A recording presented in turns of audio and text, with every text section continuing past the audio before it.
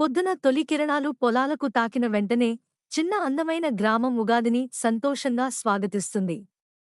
పక్షులు చిలుకలు పలుకుతాయి, గుడి గంటలు మోగుతాయి, కొత్త మామిడాకుల పరిమళం గాలిలో విరజిమ్ముతుంది. అనయ, రోహన్ ఇద్దరూ ఉగాదిని ఆసక్తిగా ఎదురుచూస్తూ మేల్కొంటారు. వాళ్ళ తల్లి అందమైన చీరలో ఉగాది పచ్చడిని సిద్ధం చేస్తోంది.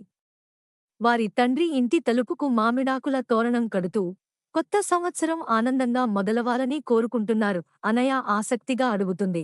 అమ్మా, ఉగాది పచ్చడిని ఎందుకు తింటాం? తల్లి చిరునవ్వుతో చెప్పింది. ఈ పచ్చడిలో 6 రుచులు ఉంటాయి: తీపి, పులుపు, చేదు, కారం, ఉప్పు, వగరు.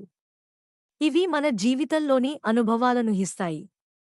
సంతోషం, దుఃఖం, సవాళ్లు, విజయాలు ఇవన్నీ జీవితంలో కలిసే ఉంటాయి. నూనె స్నానం చేసి కొత్త బట్టలు ధరించిన తర్వాత కుటుంబం గుడికి వెళ్తుంది.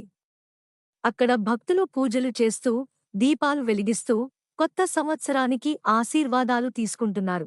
పురోహితులు మంత్రాలు చదువుతూ ప్రత్యేక పూజ నిర్వహిస్తున్నారు. ఇంటికి చేరుకున్నాక గొప్ప విందు సిద్ధమవుతుంది. పులిహోర, బొబ్బట్లు, పాయసం వంటివి వంటగదిలో సువాసనలు వెదజల్లుతున్నాయి. బంధువులు, ఊరువాసులు కలిసి పండుగను సంతోషంగా జరుపుకుంటారు. సాయంత్రం అనయ, రోహన్ వాళ్ళ తాతయ్య, అమ్మమ్మతో కూర్చొని ఉగాది విశిష్టత గురించి కథలు వింటారు.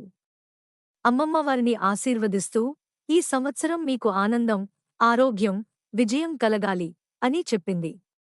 ఆకాశంలో చినుకు బాణాసంచా వెలుగులు మెరిసిపోతున్నాయి. ప్రేమ, సంప్రదాయాలు, కొత్త ఆశలతో ఉగాది ఒక అందమైన కొత్త సంవత్సరానికి శ్రీకారం చుడుతుంది. కొత్త కలలు, కొత్త విజయాలు, కుటుంబ సమతుల్యత ఇవన్నీ మిమ్మల్ని ఆనందంగా ఉంచాలని ఆకాంక్షిస్తూ